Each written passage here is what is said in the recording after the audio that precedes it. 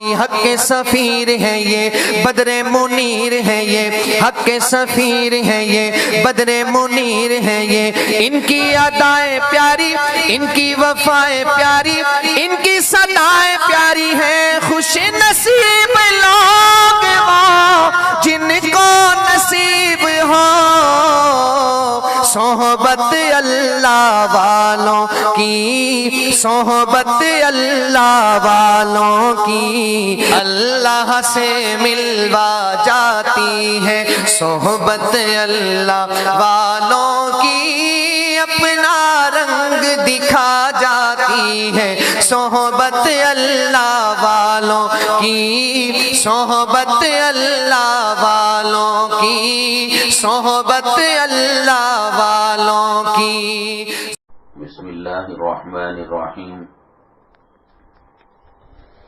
الحمد للہ نحمده ونستعینه ونستغفره ونؤمن به ونتوکل علیہ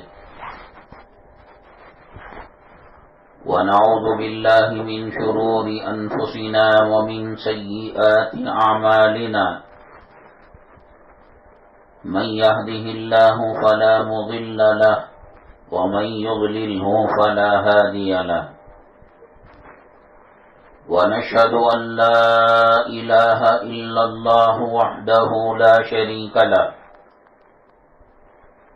ونشهد أن سيدنا ومولانا محمدا عبده ورسوله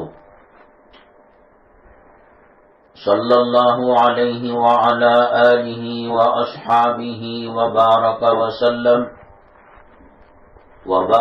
وسلم تسلیما کثیرا کثیرا اما بعد فاعوذ باللہ من الشیطان الرجیم بسم اللہ الرحمن الرحیم انما المؤمنون اخوة فاصلحوا بین اخویکم قال النبي صلى الله عليه وسلم ارحموا من في الأرض يرحمكم من في السماء أو كما قال النبي عليه الصلاة والسلام رب اشرح لي صدري ويسر لي أمري واحلل عقدة من لساني يفقهوا قولي اللهم صل على سيدنا مولانا محمد في أول كلامنا اللهم صل على سيدنا مولانا محمد في أوسط كلامنا اللهم صل على سيدنا مولانا محمد في آخر كلامنا معزز اسلامی خواتین، اللہ تعالیٰ کے بے شمار احسانات اور انعامات دنیا کی ہر مخلوق پر ہیں، بالخصوص انسانوں پر اللہ تبارک تعالیٰ کی بڑی مہربانیاں ہیں، اور ان میں سے بھی جو مومن ہیں، مسلمان ہیں، اللہ تعالیٰ نے بہت بڑی نعمتیں دی ہیں۔ کلمے کی نعمت دی ہے، ایمان کی نعمت دی ہے، اسلام کی نعمت دی ہے، حجر اسود کی نعمت دی ہے، کعبے کی نعمت دی ہے، رکن یمانی کی نعمت دی ہے، حتیم کی نعمت دی ہے، صفا مروہ کی نعمت دی ہے، مینا مزدلفہ کی نعمت دی ہے، عرفات کی نعمت دی ہے، کلام پاک کی 6666 آیتوں کی نعمت دی ہے، اور ان میں سب سے بڑی بات یہ ہے کہ ہمیں نبی کریم جناب محمد الرسول اللہ صلی اللہ علیہ وسلم کا غلام بنایا، امتی بنایا، اور اس کے بدلے میں اللہ تعالیٰ نے لاکھوں سنتوں سے ہمیں مالا مال کیا۔ اگر کوئی غیر اللہ کے کلام کو پڑھتا ہے، کوئی اجر کوئی ثواب نہیں ہے۔ خانہ کعبہ کا طواف کرتا ہے، کوئی اجر و ثواب نہیں ہے۔ صفا مروہ کے درمیان سعی کرتا ہے، کوئی ثواب نہیں ہے۔ ایام حج میں وقوف عرفہ کے دن قیام کرتا ہے، کوئی اس کو ثواب نہیں ہے۔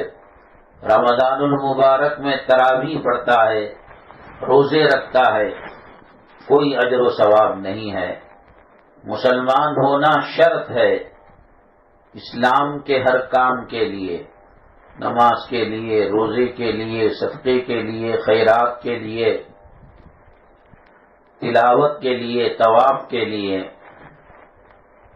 اور میری مائیں اور بہنیں، انسان کا ایک مزاج ہے، ایک چیز کو جب بار بار کہا جاتا ہے، انسان کا یقین دلمل ہو جاتا ہے۔ ہم جس معاشرے میں، جس سماج میں، جس سوسائٹی میں رہتے ہیں، ایک تو کہنا زبان کا ہے کہ دنیا بہت بڑی نعمت ہے، دنیا بہت بڑی دولت ہے، پیسے، روپیے، سونا، چاندی، زمین، پراپرٹی، بلڈنگیں۔ یہ بنانے والے نہیں کہتے کہ ہم فرعون کا کام کر رہے ہیں، ہم شداد کا کام کر رہے ہیں، ہم حامان کا کام منہ سے نہیں بولتے، لیکن جو چیز نظر آتی ہے کہ ان گھروں سے جنازے نکلتے ہیں، گھر ویران ہوتے ہیں اور قبرستان آباد ہوتا ہے۔ کون سا گھر ہے جس گھر کے اندر کوئی بیمار نہ ہو؟ شوگر کی بیماری ہے، ہارٹ کی بیماری ہے، کولیسٹرول کی بیماری ہے، اور بی پی کی دوائیاں بھری پڑی ہیں الماریاں۔ اللہ تبارک تعالیٰ نے اس دنیا کو بنایا، اور بنانے کے بعد ایک مرتبہ بھی رحمت کی نگاہ سے اس دنیا کو نہیں دیکھا۔ اللہ کو یہ دنیا پسند نہیں ہے۔ آپ کھانا بناتی ہیں، سالن بناتی ہیں، چائے بناتی ہیں، کبھی ایسا ہو جاتا ہے کہ ٹینشن کے اندر چائے میں پتی زیادہ پڑ گئی، شکر زیادہ پڑ گئی، ابال آ کر زیادہ جل گئی چائے، کھانے کو داغ لگ گیا۔ بنایا تو آپ نے ہے، لیکن دل نہیں لگا اس میں، اسے آپ اچھا نہیں کہتے۔ یہ تو اپنی بھول اور اپنی نسیان اور اپنی غفلت کا نتیجہ ہے۔ اللہ نے جتنے عالم بنائے، ان میں سب سے برا عالم، ملعون عالم، سوائے اللہ کے ذکر کے اور اس سے تعلق رکھنے والی چیزوں کے، سب کا سب اللہ کی نگاہ کے اندر ایک مچھر کے پر کے برابر رہی۔ واشنگ مشین آدمی لیتا ہے، فریج لیتا ہے کمپنی سے، تو ایک کی قیمت 3000 ہے اور ایک کی قیمت 1,00,000 روپے ہے۔ اب اگر کوئی کمپنی والے سے پوچھے، سیلس مین سے پوچھے، بھائی یہ بھی وہی کام کرتا ہے، وہ بھی وہی کام کرتا ہے، کولنگ اس میں بھی آتی ہے، کولنگ اس میں بھی آتی ہے، گھر کے ساز و سامان، سالن کھانا وغیرہ اس میں بھی سڑتا نہیں، اس میں بھی سڑتا نہیں، تو کارخانے کا جو نمائندہ ہوتا ہے وہ کہتا ہے اس کی کوئی ضمانت نہیں، کوئی گارنٹی نہیں، کب یہ خراب ہو جائے اور فریج میں رکھے ہوئے دودھ، سالن اور ترکاری، کھانے پینے کی چیزیں سب برباد ہو جائے۔ ہاں یہ ہے کہ کمپنی اس کی وارنٹی گارنٹی دیتی ہے، اور اگر کچھ بھی خراب ہو جائے اس کے بدلے دوسرا فریج دیتی ہے، تو ہم مانتے نہیں مانتے؟ ہم کہیں کہ نہیں صاحب 3000 کا فریج اچھا ہے، 1,00,000 کا اچھا نہیں۔ بنانے والے کی بات پر اعتبار کرتے ہیں، 3000 کہاں، 1,00,000 کا فریج کہاں، کتنا فرق ہے۔ اس دنیا کو نہ ہمارے باپ نے بنایا، نہ ہمارے دادا نے بنایا، نہ خسر صاحب نے بنایا، نہ دیور نے بنایا، نہ ساسو ماں نے بنایا۔ اللہ نے اس دنیا کو بنایا، اور بنانے کے بعد اللہ تبارک تعالیٰ نے کہا میری نگاہ میں یہ دنیا مچھر کے پر کے برابر نہیں ہے، اور میں نے اس کو بنانے کے بعد ایک مرتبہ بھی رحمت کی نگاہ سے نہیں دیکھا، محبت کی نگاہ سے نہیں دیکھا۔ نبی کریم جناب محمد رسول اللہ صلی اللہ علیہ وسلم حضرات صحابہ کرام جو اس وقت آپ کے سامنے موجود تھے، ان سے کہا کیا میں آپ کو دنیا نہ بتاؤں؟ صحابہ کرام نے عرض کیا ہاں اللہ کے نبی صلی اللہ علیہ وسلم، بتائیے کہ دنیا کیسی ہوتی ہے۔ ان تمام صحابہ کرام کو لے کر آبادی ختم ہو گئی، لے کر چلے، جنگل شروع ہو گیا۔ پھر اس کے بعد وہ جگہ جہاں گاؤں کا کوڑا کرکٹ ٹٹی جسے کہتے ہیں کچرا ڈالا جاتا ہے، وہاں ایک مری ہوئی بکری پڑی تھی، اور سڑان کی وجہ سے کوئی آدمی قریب نہیں جا سکتا تھا۔ چھوٹے چھوٹے کیڑے مکوڑے حشرات الارض ملا رہے تھے۔ آدمی کی طبیعت کرتی کہ وہاں بالکل ایک سیکنڈ کے لیے رکا نہیں جائے، فوراً آگے بڑھ جائے۔ اللہ کے نبی صلی اللہ علیہ وسلم نے فرمایا کیا تم میں کا کوئی آدمی اس کو پیسوں سے خریدے گا، دینار و درہم سے خریدے گا؟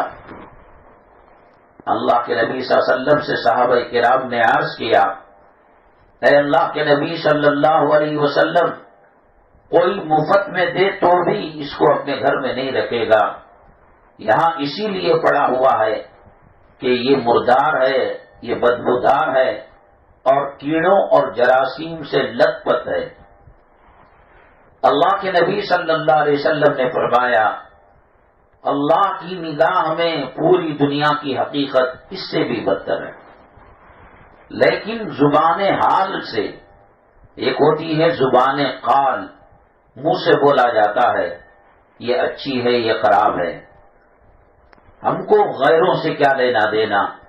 جو نبی کریم صلی اللہ علیہ وسلم کی امتی ہیں، غلام ہیں، بانیاں ہیں، اور اسلام کے ٹھیکیدار ہیں، انہوں نے زبان سے تو نہیں کہا کہ ہم کو مرنا نہیں ہے، ہمیں جنازے میں سوار ہونا نہیں ہے، ہمیں قبرستان میں دفن ہونا، یہ تو نہیں کہتے، لیکن جس طریقے سے بلڈنگوں کی تعمیر ہو رہی ہے، پراپرٹیوں سے محبت کی جا رہی ہے، لگتا ہے کہ ہمیں موت آنی نہیں ہے اور ہمیشہ یہیں رہنا ہے۔ میری ماں اور بہنیں، جب ہم سڑک پر چلتے ہیں تو بڑے بڑے مال اور بڑی بڑی عمارتوں کو دیکھ کر اللہ کی قسم کھا کر کہتا ہوں میں کہ قرآن شریف کی سورہ رحمان کی آیت دل و دماغ میں گھومنے لگتی ہے۔ انسان میں کوئی کہہ سکتا ہے آپ مولانا صاحب ہیں، کما نہیں پاتے، آپ کی تنخواہ کم ہے، آپ کو نہیں ملا مال دولت اور بلڈنگ تو آپ ان کو کوس رہے ہیں، بلی کو چچڑے نہیں ملے، بلی چیخ رہی ہے۔ ایسی بات نہیں ہے، آدمی کوشش کرے، آدمی محنت کرے اور قسمت اس کا ساتھ دے، اللہ تعالیٰ نوازتا ہے۔ ہم نے دیکھا مسجد کے باہر فٹ پاتھوں پر عطر بیچنے والے، چھوٹے موٹے بچوں کے کپڑے بیچنے والے بڑے بڑے شو روم کے مالک بن گئے۔ کتنے علماء ہیں جن کے پاس کروڑوں کی بلڈنگیں ہیں، جائیداد ہے، پراپرٹی ہے، کار ہے، بنگلہ ہے، کوٹھی ہے، اور گھر والے اور گھر والی بیٹیوں کے گلے کے اندر قیمتی زیورات ہیں۔ جب ہم دیکھتے ہیں تو آیت سورہ رحمان کی کل من علیہا فان ویبقى وجہ ربک ذو الجلال والاکرام، ہر چیز کو فنا ہے۔ وہ جو دبئی کے اندر بڑی عمارت جو بنی ہے الخلیفہ، برج الخلیفہ، اسے دیکھنے کے لیے کئی ڈالر لگتے ہیں، اور لاکھوں روپے میں ایک رات کا کرایہ روم کا ہوتا ہے، اس کو بھی گرنا ہے، زمین بوس ہونا ہے۔ اور مکہ مکرمہ کے اندر کلاک ٹاور، زمزم ٹاور، جس کو کسی بادشاہ نے بنا کر مسجد کے لیے وقف کیا تھا کہ اس کے اخراجات سے مسجد الحرام کے اخراجات کو برداشت کیا جائے، لائٹ ڈالنا ہے، اے سی ڈالنا ہے، مائک کا، تو اسی سے آنے والی آمدنی سے وہ اخراجات پورے کیے جاتے ہیں۔ کتنی عالی شان اور کتنی قیمتی بلڈنگ ہے۔ قرآن کہتا ہے اذا زلزلت الارض زلزالها واخرجت الارض اثقالها وقال الانسان ما لها، جب جھٹکا لگے نا قیامت کا، سب ٹوٹ پھوٹ جائے گا۔ یہ 10-20 کا مکان ہے، یہ 8-10 مالے کی بلڈنگ ہے، کوئی چیز نہیں رکے گی۔ ٹیپو نگر میسور روڈ کے پاس آپ نے واٹس ایپ وغیرہ میں خبریں دیکھی ہوں گی کہ وہاں کے کاؤنسلر کے خاوند کا مرڈر ہو گیا، قتل ہو گیا۔ کروڑوں کی پراپرٹی تھی ان کی شہر کے بڑے بڑے جگہوں کے اندر، لیکن جب لادا گیا تو وہی مسجد کا جنازہ تھا، کوئی اسپیشل BMW گاڑی نہیں تھی، کوئی اسپیشل امپورٹ کیا ہوا کفن نہیں تھا، قبرستان کے اندر کوئی اسپیشل VIP کی زمین نہیں تھی۔ قبرستان امیر و فقیر کے لیے، حاکم و محکوم کے لیے، مرد و عورت کے لیے، بڑے چھوٹے کے لیے، سب کے لیے برابر ہے۔ دنیا میں جیتا ہے 4 روز کی زندگی، اور کہتے ہیں صاحب یہ سلم ایریے میں رہتے ہیں، یہ کارپوریشن ایریے میں رہتے ہیں، BDA ایریے میں رہتے ہیں، ان کا کچی پتیوں کا مکان ہے، ان کا شیٹوں کا مکان ہے، اور بچی کے لیے رشتہ ڈھونڈا جاتا ہے، نہ تقوی دیکھا جاتا ہے، نہ طہارت دیکھی جاتی ہے، نماز روزہ حلال حرام کچھ بھی نہیں۔ ارے صاحب وہ بڑے بلڈنگ والے ہیں، بڑی پراپرٹی والے ہیں، اتنا مال جمع کیا ہے کہ نسل در نسل قیامت تک بیٹھ کر یہ لوگ کھا سکتے ہیں۔ اللہ کے نبی صلی اللہ علیہ وسلم نے فرمایا مال اور دولت کی بنیاد بنا کر کوئی نکاح کرتا ہے، شادی کرتا ہے، اللہ تبارک تعالیٰ اس کو فقیر بنا دیتے ہیں۔ کوئی حسن و جمال کو بنیاد بنا کر نکاح کرتا ہے، بہو گوری ہے اور خوبصورت ہے، دیکھنے میں ہیروئن لگتی ہے، دیکھنے میں بڑی خوبصورت لگتی ہے، اللہ تبارک تعالیٰ کوئی ایسی بیماری دے گا کہ جس کی وجہ سے اس کے حسن اور اس کے چاند کے اندر گرہن پڑ جائے گا۔ بس اس کی فکر ہوگی یہ پیٹ کا درد کم ہو جائے، یہ سر کا درد کم ہو جائے، یہ خامین کا ستانا کم ہو جائے، یہ اولاد کا تانے مارنا اور نافرمانی کرنا ختم ہو جائے۔ حسن گیا بھاڑ میں، خوبصورتی گئی کہیں مٹی میں دفن ہو گئی۔ اور اگر اللہ کے نبی صلی اللہ علیہ وسلم نے فرمایا خوبصورتی کی بنیاد پر، مال کی بنیاد پر، حسب و نسب کی بنیاد پر نکاح کیا جاتا ہے۔ حسب و نسب کا مطلب، ارے بھائی ان کے خاندان میں پولیس کمشنر ہے، ان کے خاندان کے اندر MLA صاحب ہیں، ان کے خاندان کے اندر کاؤنسلر صاحب ہیں، کوئی حیثیت نہیں۔ اللہ فرماتے ہیں، نبی کریم صلی اللہ علیہ وسلم فرماتے ہیں کہ اللہ تبارک تعالیٰ موت سے پہلے ان کو ذلیل کر دے گا۔ انہوں نے عزت غیر اللہ میں تلاش کی تھی، اللہ تبارک تعالیٰ ذلیل کر کے رکھ دے گا۔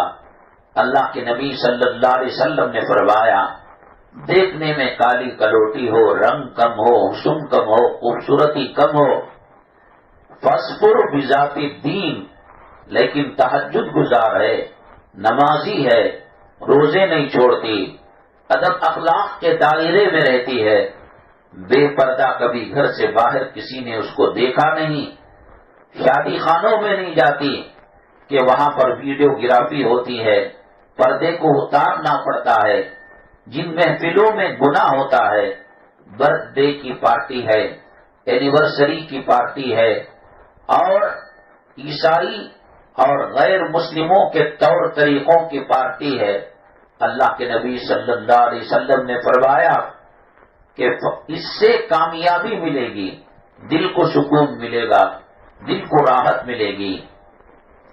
داماد کی تلاش ہے، متقی پرہیزگار کو دیکھو، دنیا والا، پیسوں والا، روپیہ والا گھمنڈ کرے گا، کبر کرے گا اور بڑائی جتائے گا، ایک جملہ ایک دن میں کہہ دے، کیا ہے تیری اماں کے پاس، کیا ہے تیرے باپ کے پاس، گٹ گٹ کر مر جائے گی، طبیعت خراب ہو جائے گی اور ٹینشن سے بی پی اور شوگر آ جائے گی اور دماغ کو مار پڑ پڑ کر بلاٹ کی بیماری پیدا ہو جائے گی۔ اللہ کے نبی صلی اللہ علیہ وسلم نے فرمایا فَاصْبِرْ بِذَاتِ الدِّينِ، جوئی دیکھنا ہو، داماد دیکھنا ہو، بہو دیکھنا ہو تو دیندار کو دیکھو۔ میری مائیں اور بہنیں، آج کل گلی کوچوں کے اندر بیوٹی پارلر آ گیا، کوئی خاتون ہزاروں روپے دے کر وہ اینیورسری کے لیے، برتھ ڈے کے لیے، شادیوں میں جانے کے لیے یا دلہن بننے کے لیے ہزاروں روپے کا میک اپ کرتی ہے۔ آپ اس میک اپ کو ایک طرف رکھیے گا، اللہ کی عزت و جلالت کی قسم، ایک نمازی خاتون، نمازی باپردہ عورت وضو کرے رات کے 2 بجے 2:30 بجے اور تہجد کی نماز پڑھے، اللہ کے کلام پاک کی تلاوت کرے، اللہ اس کے چہرے پر ایسا حسن نکارتے ہیں، چہرہ اتنا منور، چہرے کے اندر جو حسن آتا ہے وہ رنگ روپ کی وجہ سے نہیں آتا۔ آپ دیکھیے گا بیوٹی کانٹیسٹ کمپٹیشن ہوتا ہے کہ پورے ورلڈ کے اندر سب سے زیادہ کون خوبصورت ہے۔ بسا اوقات افریقہ کی کالی لڑکیاں فرسٹ آ جاتی ہیں، بسا اوقات دبلی پتلی ہڈیاں کھڑی ہوئی ہیں، وہ کمپٹیشن جیت جاتی ہیں۔ ہندوستان کی کئی عورتوں نے یہ کمپٹیشن جیتا ہے، ان کا رنگ کیسا ہے، ان کا روپ کیسا ہے۔ ہم اگر نمبر دینا چاہیں تو کیا دے سکتے ہیں؟ حسن گورے رنگ میں اور چونے کے پانی کے رنگ میں نہیں ہے، حسن اخلاق میں ہے، حسن کردار میں ہے اور حسن اس کی سیرت میں ہے، اس کے ظاہر اور باطن میں ہے۔ بہرحال میری مائیں اور بہنیں، میں یہ عرض کر رہا تھا کہ یہ زبان سے تو نہیں کہتے، مال ہی اصل ہے، اور نہ جنازوں سے عبرت پکڑتے ہیں، نہ قبرستان سے عبرت پکڑتے ہیں، لیکن عمل جو کرتے ہیں، کام جو کرتے ہیں، بلڈنگوں پر بلڈنگیں، زمینوں پر زمینیں۔ نبی کریم جناب محمد رسول اللہ صلی اللہ علیہ وسلم کی 11 ازواج مطہرات تھیں۔ اللہ نے عمرے کی آپ کو توفیق دی ہے، حج بیت اللہ کی توفیق اللہ تبارک تعالیٰ نے دی ہے۔ مدینہ طیبہ آپ تشریف لے جائیں گی، رات کے کسی پہر میں 1:30 بجے 2 بجے یا دن کے وقت میں جب گنبد خضرا کے آس پاس کوئی مرد حضرات نہ ہو یا ہو تو اب بھی پردے کے ساتھ وہاں ایک دروازہ ہے باب جبرائیل۔ اس کا نام باب جبرائیل اس لیے رکھا گیا کہ حضرت جبرائیل علیہ السلام نبی کریم صلی اللہ علیہ وسلم کے پاس وہی جو لاتے تھے، قرآن جو لاتے تھے، اسی راستے سے آیا کرتے تھے، اور مرد حضرات نبی کریم صلی اللہ علیہ وسلم کے روضے کی زیارت کرنے کے لیے اس طرف باب السلام ہے، وہاں سے داخل ہوتے ہیں، اور نبی کریم صلی اللہ علیہ وسلم، حضرت سیدنا ابو بکر صدیق رضی اللہ تعالیٰ عنہ، حضرت عمر بن خطاب رضی اللہ تعالیٰ عنہ، تینوں کو سلام پڑھتے ہیں، درود پڑھتے ہیں، اور جو ایگزٹ باہر نکلنے کا دروازہ ہے اسے باب البقیع کہتے ہیں۔ باب البقیع اس لیے کہتے ہیں کہ وہاں سے قبرستان جو بقیع کا ہے اسی طرف سے ہے، تو باب البقیع اور باب جبرائیل کے درمیان جو مسافت ہے اسی کے اندر نبی کریم صلی اللہ علیہ وسلم کے ازواج مطہرات کے پورے گھر تھے. حضرت فاطمہ الزہرا رضی اللہ تعالی عنہا کا دولت قدا بھی وہیں تھا. کتنا فاصلہ ہے. مورخین نے لکھا ہے، سیرت لکھنے والوں نے، اگر کوئی آدمی اندر کھڑے ہو کر سیدھا ہاتھ اس طرف کرے، ڈاواں ہاتھ سیدھا کرے کھڑے ہو کر جیسے ایکسرسائز کرتے ہیں، تو ادھر کے دیوار کیا تھی؟ کھجور کا تنا لگا ہوا تھا، لکڑیاں بنی ہوئی تھیں. بعض جگہ کچی مٹی ڈال دی جاتی تھی یا بعض جگہ چادر کو باندھ دیا جاتا تھا. بعض جگہ درخت کے پتوں کو، بالخصوص کھجور کے جھاڑیوں کے پتوں کو لگا دیا جاتا تھا. ادھر ہاتھ کرو تو یہ دیوار لگ رہی ہے، ادھر ہاتھ کرو تو وہ دیوار لگ رہی ہے. ذرا سیدھا کھڑے ہو کر ایڑیوں کو اونچا کرو تو چھت لگ رہی ہے. اللہ کے نبی جناب محمد الرسول اللہ صلی اللہ علیہ وسلم اللہ سے دعا کریں، اللہ میری ہر بیوی کے لیے تاج محل جیسا ایک بنگلہ دے دے. کیا نبی ہاتھ اٹھائیں اللہ قبول نہیں کر سکتا؟ ہرگز نہیں. اللہ کے نبی صلی اللہ علیہ وسلم سادہ زندگی گزارنے کا حکم دیا ہے، اور سادہ زندگی گزار کر آپ نے امت کے لیے نمونہ چھوڑا ہے. کبھی کبھی 3 مہینوں تک گھر کے اندر چولہا نہیں جلا کرتا تھا. ایک کھجور کی گٹلی کو، بیج کو پانی میں ڈال کر بھگو کر وہ پانی سحری میں پیا جاتا تھا، افطاری میں پیا جاتا تھا. کیا اللہ تبارک تعالیٰ کے دربار میں نبی کریم صلی اللہ علیہ وسلم دعا کرے اللہ جنت کے میوے نہیں دے سکتا تھا؟ حضرت فاطمہ الزہرا رضی اللہ تعالی عنہ نبی کریم صلی اللہ علیہ وسلم کی نور نظر ہیں، لخت جگر ہیں، اور وہ سیدۃ نساء اہل الجنت فاطمہ، جنتی عورتوں کی سردار ہیں حضرت فاطمہ رضی اللہ تعالی عنہ. لیکن آپ نے ان کی اٹھان کیسے کی تھی، ان کی تربیت کیسے کی تھی؟ گھر کے اندر کوئی کھانے پینے کی چیز نہیں رہتی. عرب کا دستور تھا، نبی کریم صلی اللہ علیہ وسلم سے کوئی ملاقات کے لیے آتا یا کوئی بادشاہ کا نمائندہ آتا، اللہ کے نبی صلی اللہ علیہ وسلم اپنے گھر میں پہنچا کر بھیجتے، کیا دودھ ہے، کیا روٹی کے ٹکڑے ہیں، کیا سرید ہے، یا کھانے پینے کی کوئی چیز ہے؟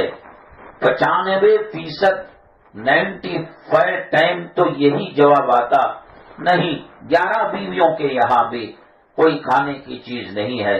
تب اللہ کے نبی صلی اللہ علیہ وسلم فرماتے، ہے کوئی صحابی جو ان کو لے جا کر اپنے گھر مہمان رکھے؟ تو کوئی ایک صحابی قبول لیتا، اور وہ بھی ان کے گھر میں پوچھتا. بیگم صاحبہ کہتی ہمارے گھر میں کوئی کھانے کی چیز نہیں ہے. تو تب سارا مدینہ طیبہ وہ گھومتا، مہمان کو لے کر گھومتا پھرتا اور پوچھتا آپ کے گھر میں کچھ ہے مہمان کو دینے کے لیے؟ تو منع کرتے. حضرت فاطمہ الزہرا رضی اللہ تعالیٰ عنہ کے دولت گدے پر لے آئے.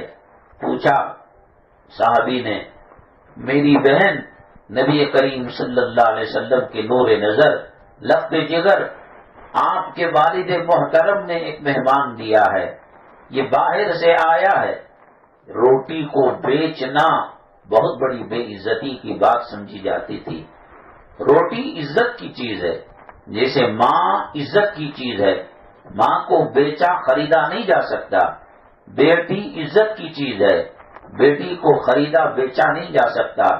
بہو عزت کی چیز ہے، حتیٰ کہ میری ماں اور بہنیں غیر مسلم مرنے سے پہلے وصیت کرتے ہیں میری آنکھ کا کنیا دان کر دیا جائے، مرنے کے بعد آنکھ کو نکال لیا جائے، دل کو نکال لیا جائے، دماغ کو نکال لیا جائے.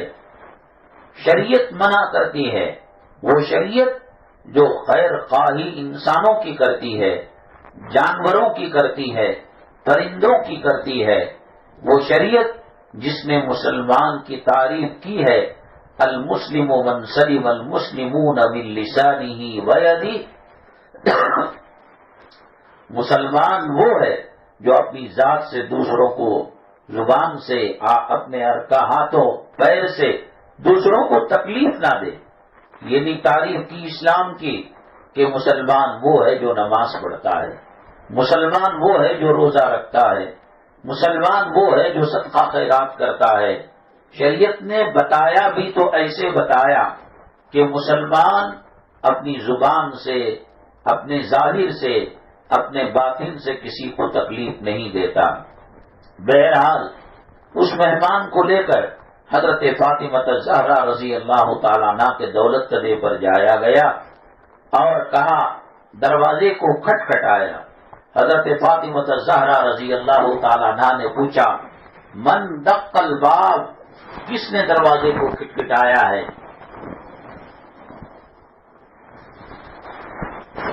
حضرت فاطمہ الزہرا رضی اللہ تعالیٰ عنہ کے سوال پر صحابی نے جواب دیا، یہ مہمان میرے ساتھ ہیں، یہ باہر سے آئے ہیں. ہرگز پہلے یہ نہیں ہوتا تھا، سونے کے لیے جگہ نہیں ہوتی تو وہ مسجد میں سو جایا کرتا تھا. یہ ہوٹلوں کا آنا، یہ چائے کا بکنا، یہ کھانے کا بکنا، یہ سالن کا بکنا، ایک قسم کی توہین ہے اور انسانیت اور آدمی کے احترام کے اٹھ جانے کی دلیل ہے. آدمی بیماریوں کے لیے ہزاروں لاکھوں روپیہ لگا دیتا ہے. آپ جائیے کدوائی ہاسپٹل کے اندر، اللہ ہماری، آپ کی اور تمام امت مسلمہ کی اور تمام لوگوں کی حفاظت فرمائے. وہاں کینسر کا علاج کیا جاتا ہے. ایک ایک انجیکشن بعض مرتبہ 60-70 ہزار روپے کا دیا جاتا ہے. تو مہمان کے اوپر اگر ہم خرچ کر دیں، مہمان کے اوپر ہم اگر پیسہ لٹا دیں کھانا پینا، یہ بہت بڑی بے عزتی ہے. اب لوگوں نے فیشن بنا لیا ہے کہ ہفتے کے دن بیوی بچوں کو لے کر مارکیٹ جائیں گے، بڑی بڑی ہوٹلوں کے اندر کھانا پینا اور مسالہ پوری، یہ فلاں دھماکہ، یہ سعودی ٹائپ کا کھانا، یہ الفام. یہ اس لیے انسانیت کے خلاف ہے کہ انسان کے ذمے ہے، گاؤں والوں کے ذمے ہے کہ باہر کے مہمانوں کو کھانا دے کر بھیجے.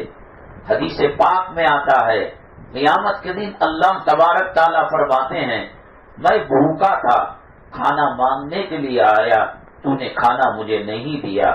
میں پیاسا تھا، پانی مانگنے کے لیے آیا، تو نے مجھے چائے شربت وغیرہ نہیں دی. میں ننگا تھا، تو نے مجھے کپڑا نہیں دیا. بندہ کہتا ہے، اللہ تو وراء الورا ہے، تجھے کسی چیز کی ضرورت نہیں، تو کسی چیز کا محتاج نہیں، تو سب کو ننگوں کو کپڑا دیتا ہے، سب بھوکوں کو کھانا کھلاتا ہے، سب پیاسوں کو پانی پلاتا ہے.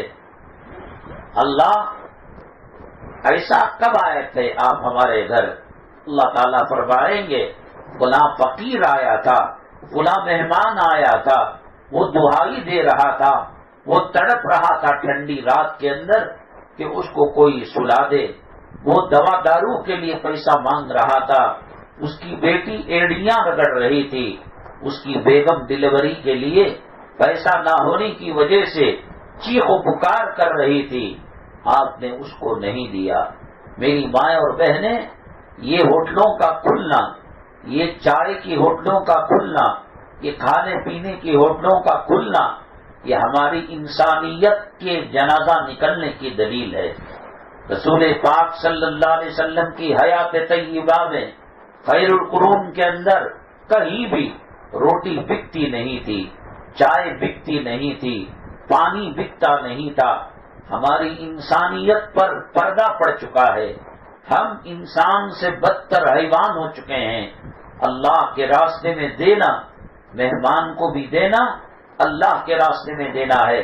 اسی لیے جو آدمی 77 کلومیٹر اپنے گھر سے باہر چلا جاتا ہے، نہ اس پر روزہ فرض ہے، نہ اس پر زکوٰۃ فرض ہے، نہ اس پر کوئی اور خیرات فرض ہیں.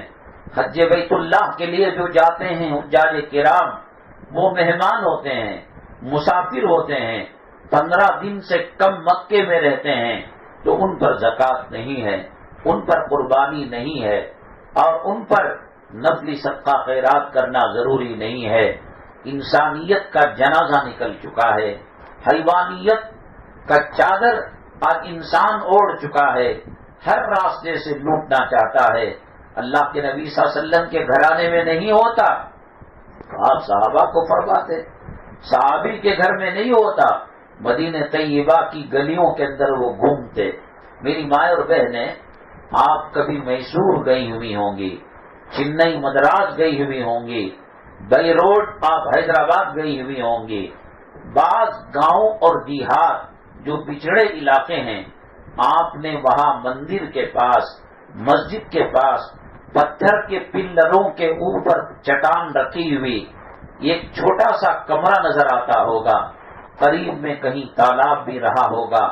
یہ اصل میں پہلے زمانے میں کھانا تو دے دیتے مسافر کو، کھانا تو دے دیتے مہمان کو، بعض مرتبہ گھر میں جگہ نہیں ہوتی تو گاؤں کے لوگ چندہ کر کر مسافر خانہ اور سرائے بناتے تھے۔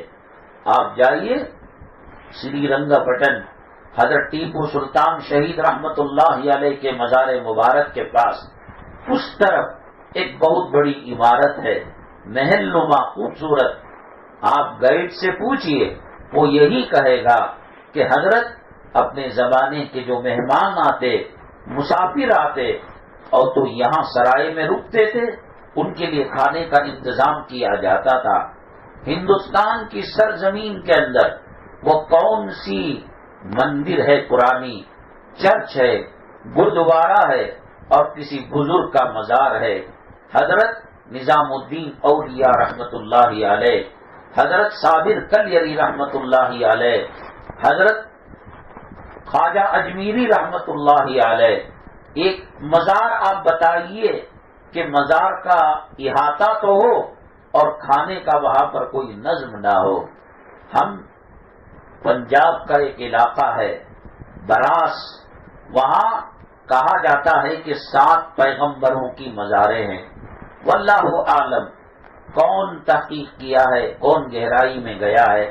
ایک عالم نے بھی کتاب لکھا ہے کہ براس کے اندر جو مزاریں ہیں وہ مزار اس زمانے کے پیغمبروں کی ہیں۔ اللہ کے حکم سے وہ پیغمبر یہاں پر آئے تھے اور لوگوں کو دین بتایا کرتے تھے، حق کا راستہ بتایا کرتے تھے۔ ہم لوگ وہاں گئے، پھر اس کے بعد وہاں سے اتر کر وہ ہائٹ پر ہے مزار، مجدد الفسانی رحمت اللہ علیہ، جنہوں نے اکبر کے دین الہی کا صفایا کیا تھا۔ اکبر ایک متقی اور ایک پرہیزگار بادشاہ تھا، اس کے 2 چمچے تھے، ابو الفیض اور ایک اور نام کا۔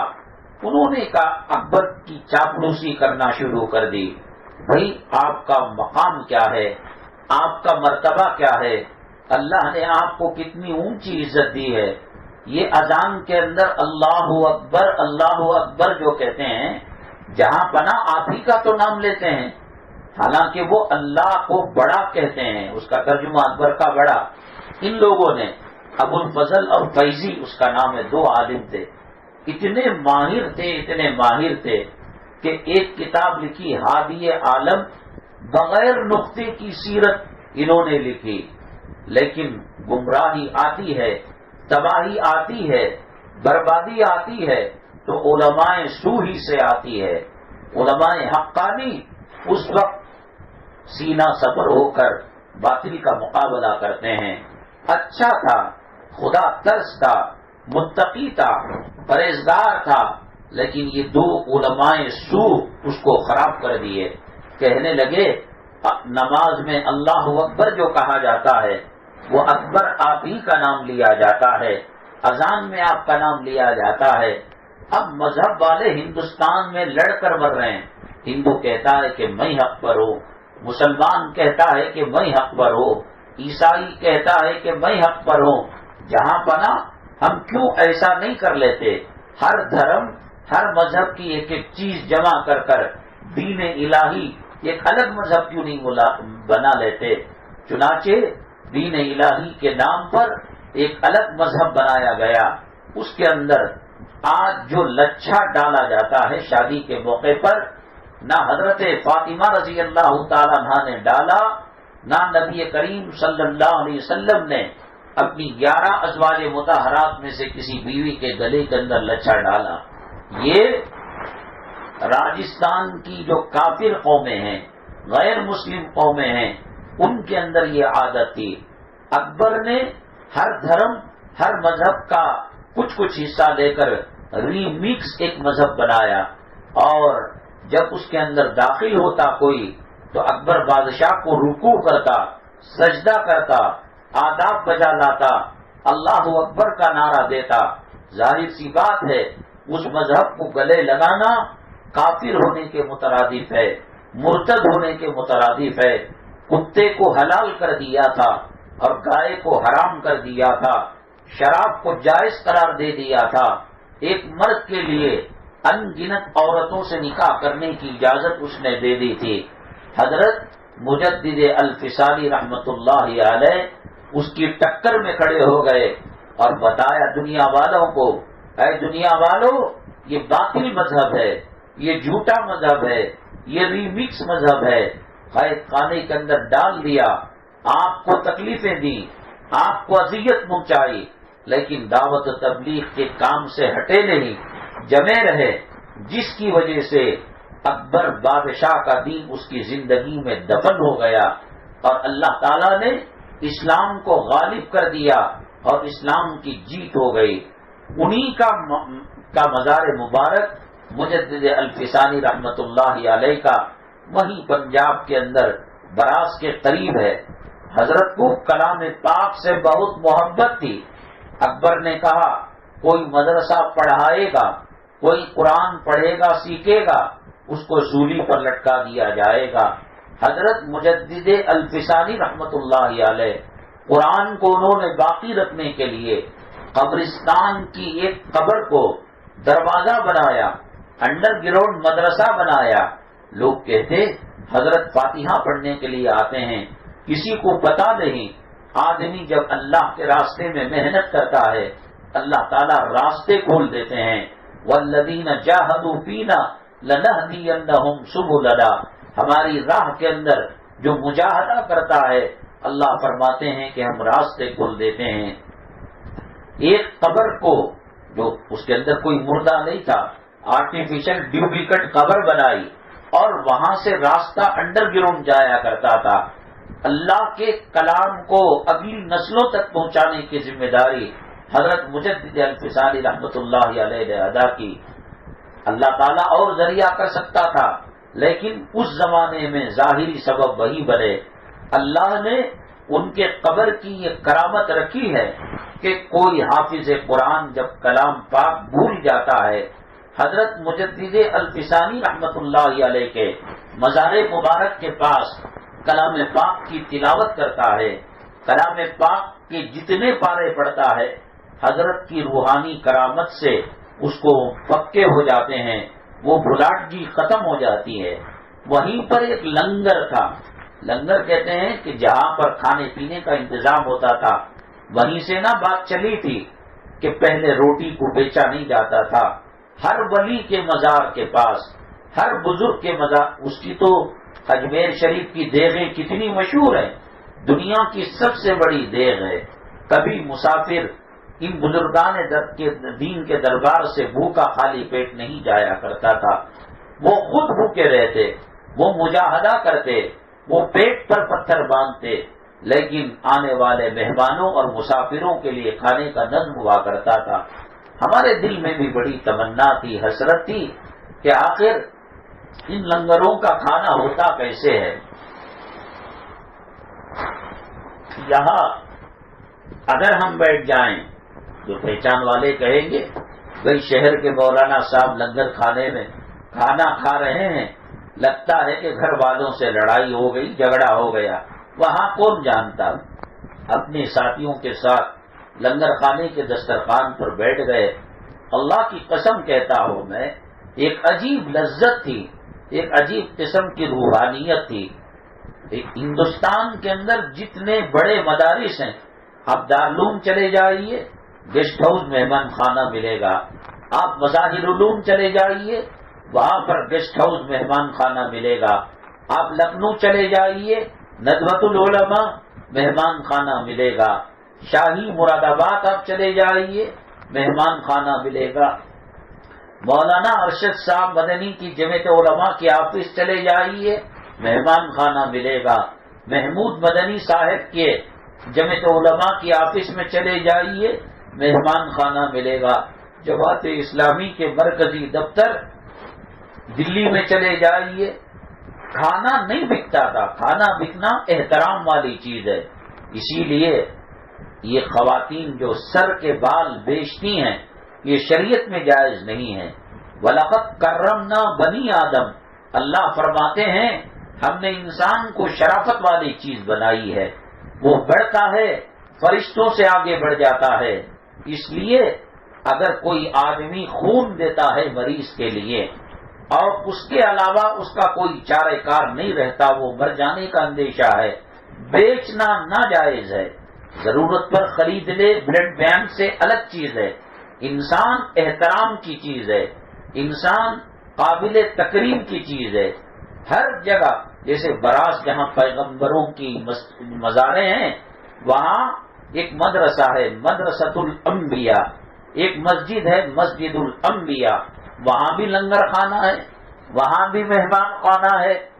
ایک مسلمان کی صفت تھی کھانا کھلانا، صدقہ کرنا، خیرات کرنا. میری ماں اور بہنیں حضرت فاطمہ الزہرا رضی اللہ تعالیٰ عنہ کے دولت قدے پر وہ صحابی پہنچ گئے. ان کے گھر میں بھی کچھ بھی نہیں تھا. پورے مدینہ طیبہ کے اندر بشمول نبی کریم صلی اللہ علیہ وسلم کی ذات گرامی کہیں کوئی ایک نوالا خانہ نہیں تھا. اور حضرت فاطمہ الزہرا رضی اللہ تعالیٰ عنہ نے کہا کہ میرے محبوب، میرے والد محترم، میرے بڑے، انہوں نے مہمان کو بھیجا ہے، خالی ہاتھ کیسے جا سکتا ہے؟ گھر میں روٹی نہیں ہے، گھر میں گوشت کا ٹکڑا نہیں ہے، گھر میں گیہوں نہیں ہے، گھر میں کھجور نہیں ہے. میں میرے محبوب، میرے والد محترم ابا حضور کے مہمان کو خالی ہاتھ نہیں بھیجنا چاہتی. ایک چادر تھی جس سے وہ اپنے جسم کو ڈھانکا کرتی تھی. ایک دوسری پھٹی پیوند لگی چادر اپنے جسم پر ڈھانک لیا اور وہ چادر صحابی کو دیا اور کہا کہ مدینے کے بازار میں شمعون نام کا ایک یہودی وہ غلہ اناج بیچتا ہے، اس کو میرا سلام پہنچا دینا اور کہنا نبی کریم صلی اللہ علیہ وسلم کی نور نظر، لخت جگر، حسنین کی والدہ، حضرت علی کی زوجہ، انہوں نے آپ کو سلام کہا ہے اور کہا ہے کہ مہمان کو ہم یوں نہیں واپس بھیجتے، اس چادر کے بدلے کچھ غلہ اناج دے دو. اس نے وہ چادر لے لی اور لینے کے بعد آنکھوں سے آنسو کے قطرے نکلنے لگے اور غلہ اور اناج کو دے دیا. کہا کہ نبی کے گھرانے کی عورتوں کا وصف کیا ہے، اخلاق کیا ہے، کردار کیا ہے. اپنے لیے مانگا نہیں، مہمان کے پیٹ بھرنے کی فکر ہے. چنانچہ چادر جب لے کر غلہ اناج دے دیا تو وہ صحابی اور مہمان جانے لگے. شمون نے کہا ارے بھائی سنو تو صحیح.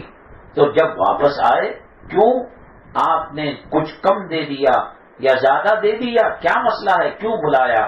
کہا یہ چادر نبی کریم صلی اللہ علیہ وسلم کے نور نظر لخت جگر کو دے دیجئے، میرا سلام سنائیے اور کہیے کہ میرے حق میں دعا کرے. اور صحابی سے کہا آپ ہاتھ بڑھائیں. نبی کے گھرانے کے اندر جب یہ اخلاق اور کردار نبی کی بیٹیوں میں ہو سکتی ہیں، وہ اسلام کی تعلیمات کیا ہوگی، وہ اسلام کے اخلاق کیا ہوں گے. میں شمون یہودی تم کو اللہ کو گواہ بنا کر کہتا ہوں کہ آج میں کلمہ پڑھ کر مسلمان ہو جاتا ہوں. یہ ہوتا تھا. اسی لیے مسلمان کو کنیا دان کرنا، خون کا بیچنا، کڈنی کا بیچنا کیوں؟ احترام کی چیز ہے، عزت کی چیز ہے. روٹی عزت کی چیز ہے، کھانا عزت کی چیز ہے. ایک لمبے زمانے تک یہ چیزیں نہیں بیچی جاتی تھی. انگریزوں کے اندر انسانیت نہیں ہے، اخلاق نہیں ہے، کردار نہیں ہے، جس کی وجہ سے آج انسان خون کا پیاسا ہو گیا ہے، مال و دولت کا حریص اور دیوانہ ہو گیا ہے۔ اللہ کے نبی صلی اللہ علیہ وسلم کے پاس ایک غریب مہمان آئے، کہا اے اللہ کے نبی صلی اللہ علیہ وسلم میری شادی نہیں ہوتی ہے، کہا کہ کوئی رشتہ آتا کون مجھ غریب کو دے گا، کون مجھ فقیر کو رشتہ دے گا؟ تو اس زمانے میں بڑے سیٹ صاحب، بڑے کاروبار والے ایک مسلمان تھے، کہا کہ جا کر ان سے کہو کہ محمد صلی اللہ علیہ وسلم نے کہا ہے کہ ان کی بیٹی سے تمہارا بیاہ کر دیا جائے۔ وہ گئے اور یہ کالے کلوٹے بھی تھے، غریب بھی تھے، لاچار بھی تھے، مکان نہیں، خاندان قبیلہ نہیں۔ کہا اللہ کے نبی صلی اللہ علیہ وسلم نے آپ کی بیٹی کا ہاتھ میرے ہاتھ میں دینے کے لیے کہا ہے۔ انہوں نے کہا ٹھیک ہے، بچی عاقلہ بالغہ بڑی ہے، ہم اس سے پوچھیں گے، اجازت ہوگی تو کر دیں گے۔ وہ گئے، جانے تک یہ الٹے قدم پھر رسول اللہ صلی اللہ علیہ وسلم کے کچھ سنانے کے لیے نکلے۔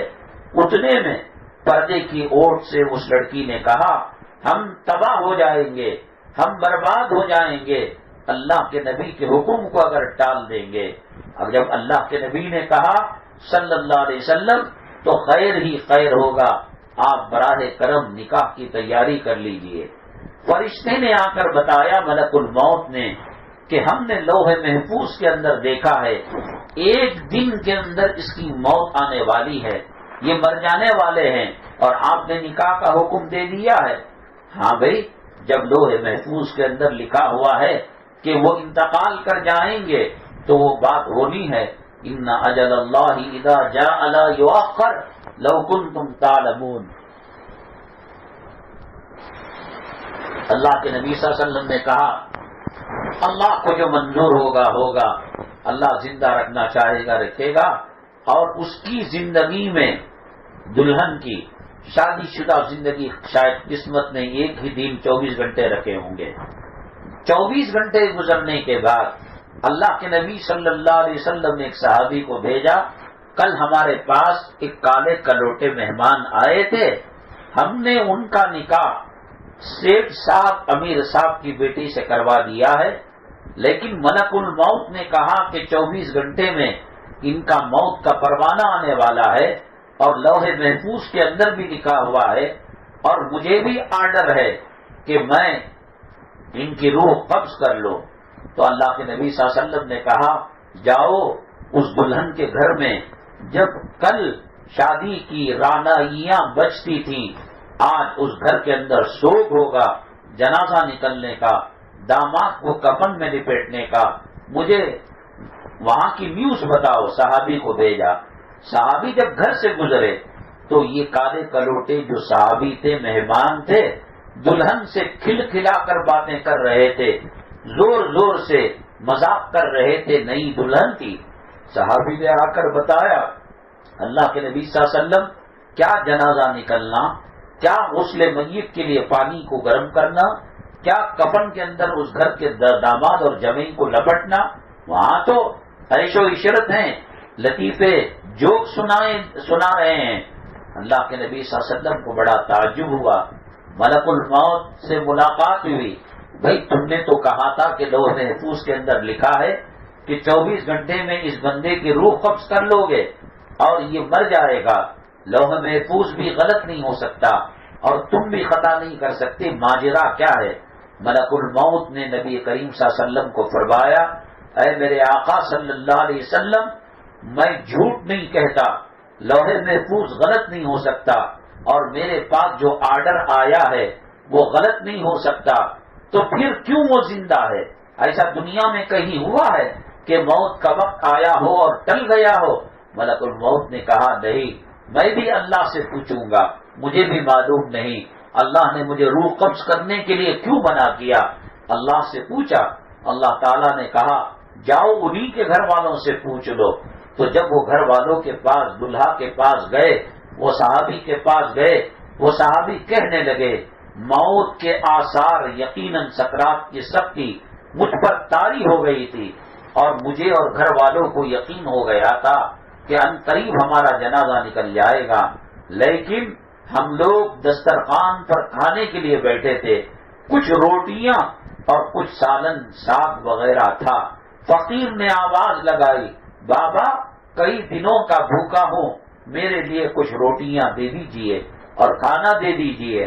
تو انہوں نے کہا، بیگم نے کہا، آپ گھر کے پہلے دلہا ہیں اور پھر اب یہ دسترخوان کا کھانا ان کو جائے گا تو ہمارے پیٹ پر پتھر بنیں گے، اور اگر وہ دوسرے دروازے سے بھی لے سکتا ہے لیکن ہمارا دسترخوان کیسے بھرے گا؟ تو وہ صحابی نے کہا، نہیں، اللہ والوں کے در سے مہمان خالی ہاتھ نہیں جاتا۔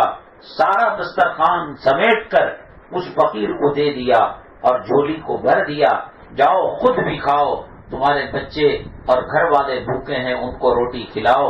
وہ لے کر گئے، ملک الموت روح نکالنے کے لیے آئے، تو یہ جو انہوں نے صدقہ کیا، خیرات کیا، اللہ نے اس کو زبان دیا کہ صدقہ اور خیرات کرنے والے امن اور راحت کی زندگی گزارتے ہیں۔ 24 گھنٹے ہوئے ان کا نکاح ہوئے، اب اللہ کے فیصلے سے ان کی موت کو ٹلا دیا اللہ تعالیٰ نے۔ میری مائیں اور بہنیں، یہ جو موجودہ حالات ہیں بڑے سنگین اور بڑے نازک ہیں، ان میں جہاں تقوی طہارت کی زندگی گزارنا ہے، صدقہ اتنی پاورفل چیز ہے کہ جس کی وجہ سے اللہ کا عذاب ٹل جاتا ہے۔ میں چند ہی منٹ کے اندر اپنی بات ختم کروں گا، اس سے پہلے آپ کو بتا دوں گا صدقہ کرنا، خیرات کرنا اللہ کے عذاب کو، آنے والی بلاؤں کو، آنے والی مصیبتوں کو کیسے ٹلاتا ہے۔ جب اللہ نے زمین بنائی تو زمین ہلنے لگی، حرکت کرنے لگی۔ زمین کی حرکت کو ختم کرنے کے لیے اللہ نے پہاڑوں کو میخ بنا کر زمین کے اندر گاڑ دیا تو زمین کی حرکت ختم ہو گئی۔